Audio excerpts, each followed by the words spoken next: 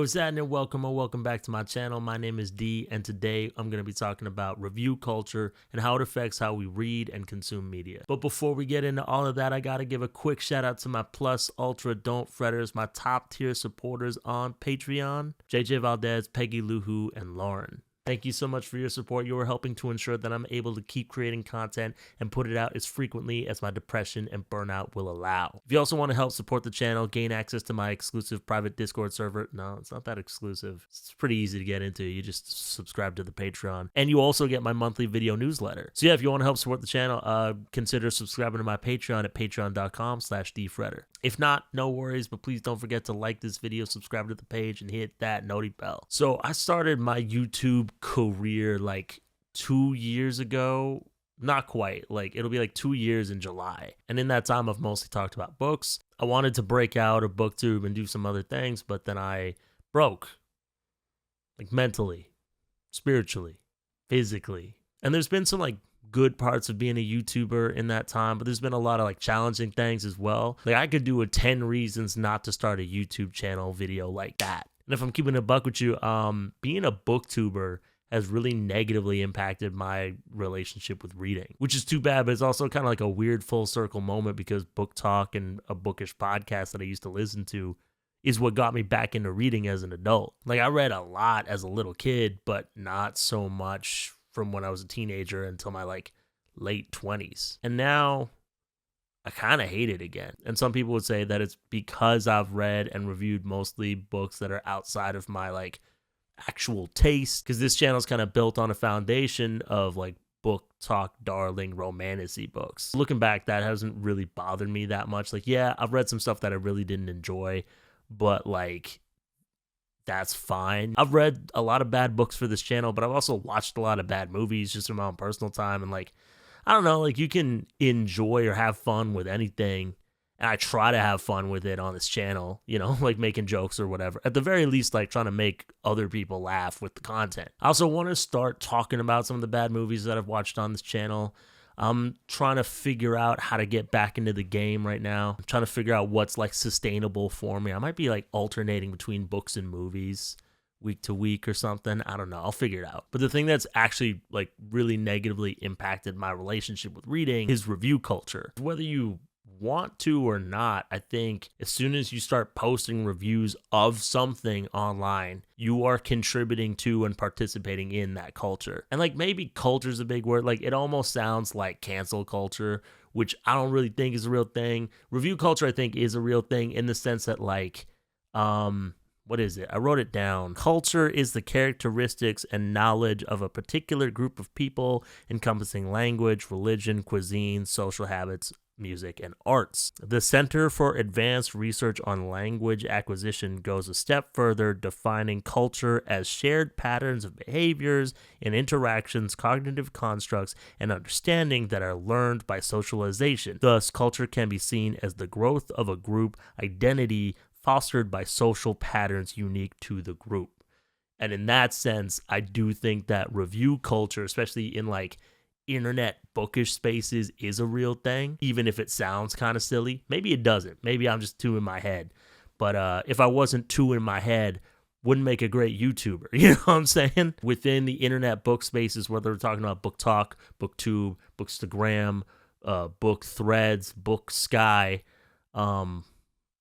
Book X, the everything app. I don't know. There are certainly patterns of behavior that repeat themselves when we're discussing books as like a not community, but as like a bunch of people on the internet, which is actually what I want to talk about. It's just that like review culture makes for a snappier title. In full disclosure, earlier this week, I like tried to make a video on this subject. Because of some poor or questionable time management decisions that I made, I ended up staying up till like midnight filming that video. I don't know if you know me, but I'm more of a morning person. So the video wasn't good. Like I watched the footage back and like my enthusiasm is just not there. And I come across as pretty chill or laid back as it is. So you can imagine I was like, oof, this is just not good. And I'm just not confident in my or Ryan's editing skills to make that an interesting watch. Then again, I don't really think I'm an interesting watch even when I'm energized. Also, didn't really love my script, so we're kind of going off book right now, and it's stressing me out. Yeah, no matter what social media platform I'm scrolling on, whether that's Instagram, I don't have TikTok anymore, but TikTok. But yeah, whatever social media platform I'm scrolling on or have been scrolling on, the algorithm will eventually lead me to the place where people are talking about like books or anime and manga or movies or whatever, the nerd table. Because I'm never going to be cool enough to sit with the hot people. Kidding, there's hot nerds. Relax, you look great. Fun fact, a lot of people think that I like grew up being bullied for like being a nerd because I have anime tattoos and glasses. That's actually not true. Like, most people didn't know or care that I was into like superheroes or anime and manga or whatever. Like, I don't really think of myself as being like bullied per se. Like, I was the victim of some hate crimes. My high school was hella racist, but I wouldn't really call that bullying, because that to me just kind of diminishes like the hate that some of my peers had. But yeah, I really enjoy consuming content where people are discussing media that they enjoyed or didn't enjoy or whatever. I think that is partly how I ended up becoming a booktuber, was because of the podcast Infatuated with Rebecca Baird and Emily Fletcher. I had been watching Reads with Rachel for a long time before I made my first video. I enjoy consuming, I enjoy being a watcher, but I think as soon as I started making content, I started to get a different idea of what it's like to be a part of review culture. And for me, I think that it has ruined reading for me a little bit. I think it can ruin reading for other people. I'm going to talk about the good, the bad, and the ugly of review culture. I know there's a couple people who just think I'm a hater, so let's start with the good, because I don't need this whole video to be a drag. I think that reviews can be really helpful, whether we're talking about like books, movies, or products that you see in a store, because it can help you decide whether or not a book or movie or whatever is worth spending your money and time on. I've heard people kind of talk about how that's made people entitled or a little snooty or whatever, like, is this worth my time or whatever? But I think that it's good just because like there's so many options. Like when we're talking about media, like art and content, there are so many options. It is kind of nice to be able to take a couple seconds to just like read a few reviews and be like, yeah, this doesn't sound like it's for me. And then you can read something else that you might enjoy. I think that that's a good aspect of review culture. Anybody can write a review like on Goodreads or Letterboxd or whatever the movie one is. I don't know. I don't use it. There's a good chance that people who share your taste or interest have already reviewed something. So if you dig deep enough, you might find someone who's like, I like this book. I'm not a big fan of spice, so the fact that there's only a little bit's good for me. And you could be like, oh yeah, I also like, just a hint of spice, but I don't need to like burn my tongue, so to speak. That can be good for you. Or like, I appreciate sometimes when people add like trigger warnings because the author didn't, and so I get a sense of, I know what I might be getting myself into and what I might be reading, especially since sometimes the book talk darlings are kind of darker, and some of them can hit on stuff that I just don't want to read, even if my viewers might find it funny. So ultimately, I think that reviews, whether they're positive or negative, can help people make good buying decisions and good decisions on how they spend their time. Ends up saving them time, because like you read a few movie reviews and you're like, yeah, this doesn't sound like it's for me. You saved yourself like 2 hours. If we're talking about a book, you could be saving yourself like 10 or I don't know, 20, depending on how long it is. And another thing is that like sometimes you can find good recommendations through reviews. Like maybe on Goodreads or Storygraph, someone's like, oh, I really like this book. It reminded me of this other book that I really liked for these reasons. You're like, I never heard of that other book. That also sounds dope. Now you found 2 books that you enjoy. Or if you follow like booktubers or movie reviewers or manga reviewers or whatever, and they just put out a video where like, I like these, and they talk about these things that they like, you might find something that you really enjoy, and that's dope. While we're talking about booktube or other internet spaces that are similar but talk about a different thing, you can like connect with people through like the fandoms around certain channels, or talking about specific franchises in like subreddits. I don't know much about Reddit, so I don't know if that's actually how it works. Or like Discord servers or forums or whatever. Like in my private Discord server for my patrons, like there is a little community that's being built there where people talk about books that they're reading, things that they're writing, things that they're watching, and it's really sweet. They're like really nice. They fucking hate me, but they like each other, and that's real sweet. Review culture can lead to making friends, is what I'm trying to say. And I think we could all use more friends these days. Huh? It's tough out here. Now let's talk about some of the bad things about review culture. And like when I say this next thing, take it with a grain of salt, because I'm not like conflict averse, but I'm not a big fan of arguing for the sake of it. Like, I know some people, like, I got family members like this who just like to complain and argue, and I don't see the point in that. It feels like a waste of time. One of the first things that comes to mind when I think of, like, the bad parts of review culture, it is, like, internet discourse. I'm not afraid to get into an argument if I care about the subject matter, but I think when it comes to, like, books and manga and stuff like that, I've just never cared about anything to argue about it, which is why, like, I don't really identify myself as a nerd. I don't care enough about any of this stuff to try to get people into it, and I don't care enough to argue with anybody about my opinions on it. And what I've noticed, like, just as a content creator discussing media, it doesn't matter what your opinion is. Somebody on the internet is going to crawl from under their bridge and make the fact that they disagree with you your problem. They're going to take the fact that nobody in their real life likes them out on you. I saw this tweet one time. I don't think I saved it. This guy tweeted, like, me, I love pancakes. And then Twitter, so you hate waffles? And that seems to happen a lot on the internet, you know, where people kind of extrapolate more what you're saying or whatever. But there's like a character limit on most of these sites. I have a tendency to over-explain myself. Like, I have this belief that I'm easier to deal with, or I'm more palatable if you understand where I'm coming from. I'll over-explain myself, and even then, there are people who are committed to misunderstanding you or just don't care what you actually said, and they're going to get mad about something that you didn't say. And that happens a lot on the internet in general. It's not unique to BookTube. But it happens a lot on BookTube, and it happens sometimes over, like, stupid things. Sometimes I think that these arguments or these discussions can be generative, and sometimes it can lead to us, like, learning and stuff like that, and that's cool. More often than not, that isn't the case, and a lot of it is just, like, yelling at each other because somebody believes that, you know, we should only review books if we're going to give them more than 3 stars, or we shouldn't review a book if what was it? It was something like, you shouldn't review a book if you only listen to the audiobook or something. That one was wild. But people will extract more meaning in what you say than what you meant to say, or they'll put words in your mouth, they'll leak down your throat.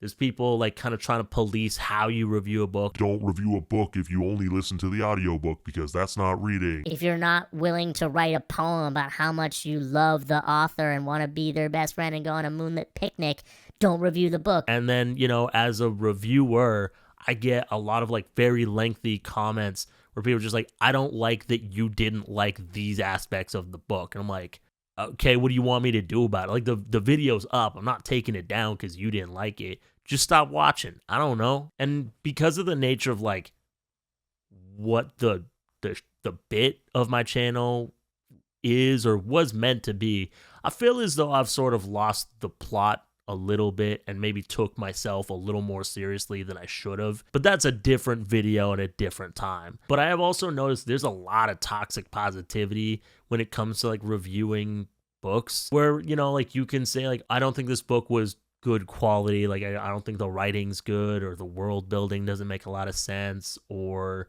I don't think it was edited or something, and people are like, well, someone worked really hard on this book, and so you shouldn't shit on it. And I'm like, okay, most of the time, I don't actually think the authors worked that hard on it. It's like anything from Red Tower Books, I don't think anybody works hard over there. Just because someone works hard at something doesn't mean it's immune to critique. Like, you know, if I make a movie, I probably work really hard on that movie.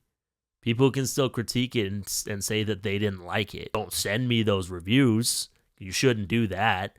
That's a weird one. I don't understand why people do that, where they just send you negative reviews, or like why a person would tag you in a negative review. That's weird. That's another one I don't like about review culture. And I think part of that toxic positivity comes from people maybe like identifying with the author or with the book itself really strongly and taking your negative review really personally because of that. You know what I'm saying? Like, so if for whatever reason this book is really important to them and they think it's really good, and then they see your review, whether it's on Goodreads, Storygraph, Threads, or here, and they're saying that that book is bad. So they're saying that I'm bad. So now I gotta go to war. And I totally get it, because I'm not that different, right? Like, I don't want to hear somebody tear apart A Master of Jim by P. Shelley Clark or any book by V.E. Schwab, except for Addie LaRue. Go ahead, I don't like that one. But I just don't watch those, or I don't read those, you know? Like, I know what I think of those books, I know what I think of those authors, and that's enough for me, personally. I don't really feel the need to, like, hate watch somebody. I don't understand hate watchers, especially mine. It's so weird. I talk so slowly. This has to be agony. Why would you do that to yourself? That's so weird. Y'all are crazy. And I also understand, like, you know, I think some popular, like, book talk type authors, they kind of have the Taylor Swift effect. And by that, I mean, do y'all remember when Taylor Swift invited, like, a select group of fans into her house for, I think it was 1989 sessions or something, and they, like, made cookies and she showed them the album and whatever? That wasn't just for those select fans. That was for all the fans, because it tells them, because it sends the message that they're just one lucky break away from meeting Taylor Swift and being her best friend. And I don't know about any authors doing the same thing, like inviting them into their house.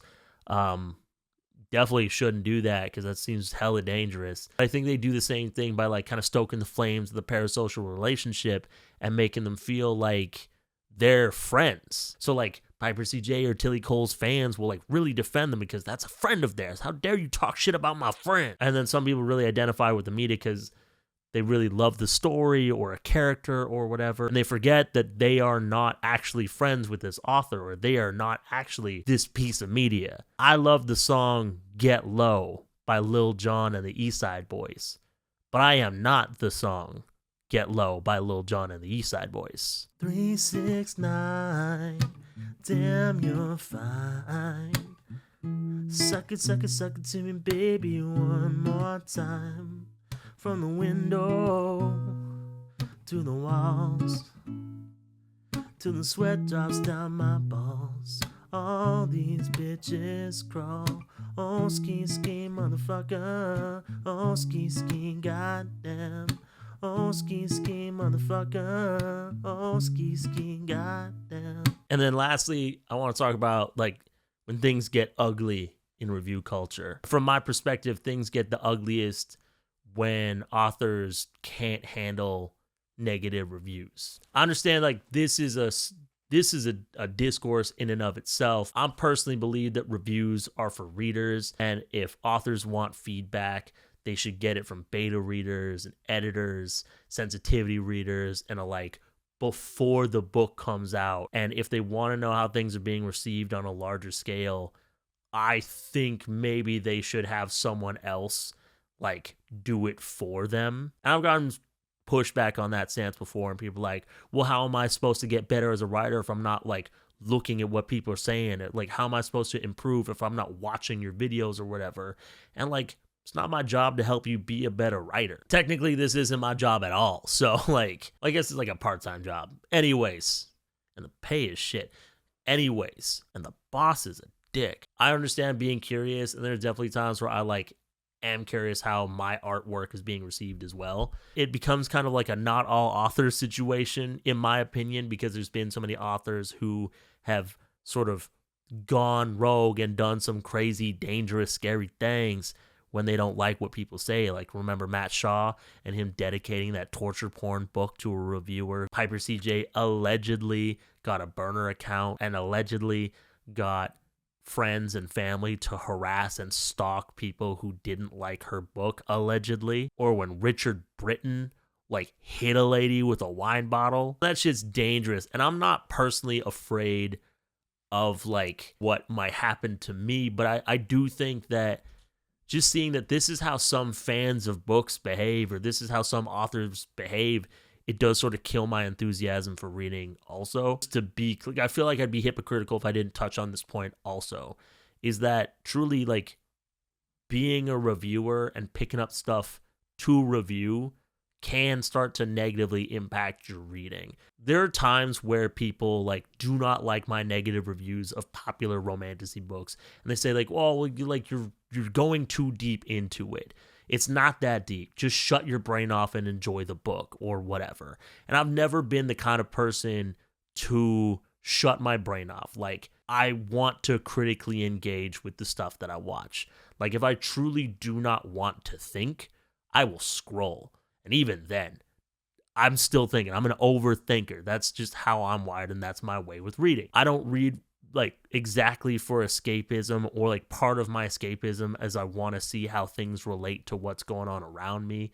And I believe that fiction is a way of understanding reality. These are just my ways with things. I can't tell other people how to read or how you should read. I'm sure I've misspoken when I'm trying to say that stance before. And so when you start to pick up a lot of books, you start to look for what you like and what you don't like. And like, I want to make my reviews better and have more insights, so I'm going a little deeper.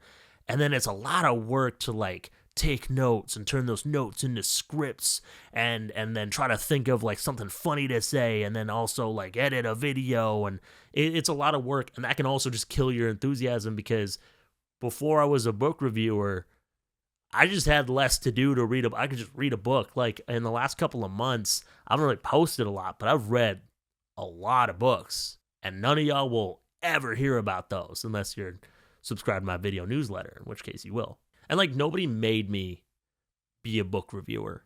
You know, nobody made me be a booktuber. Nobody's forcing me to keep going.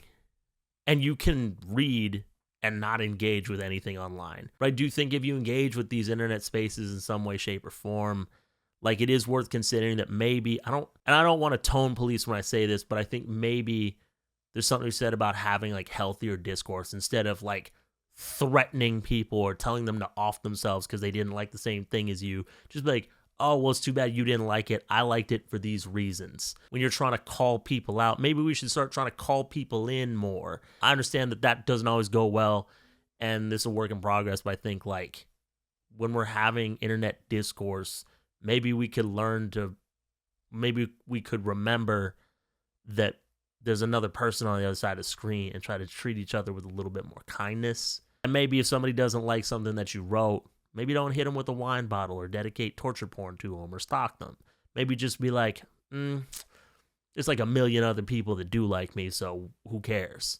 Or something. You know what I'm saying? Anyways, I didn't have a script for this. I didn't have a lot of notes. So this was all over the place. I hope you enjoyed watching it, and thank you so much for watching this video, especially if you made it to the end. Thank you to Shade, Cassie, Eden, Lauren B, and Oliver, my super duper don't fretters.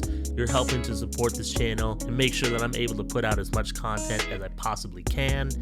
Again, if you want to support the channel, get access to my private Discord server, and subscribe to my video newsletter, make sure you consider subscribing to my Patreon, patreon.com/dfretter. And also, if you're in the Vancouver area, come see me and my friends at Divine Comedy on May 31st. And I think that's everything. So thank you again so much for watching. My name is D. Don't fret. I'll see you next time. Peace out.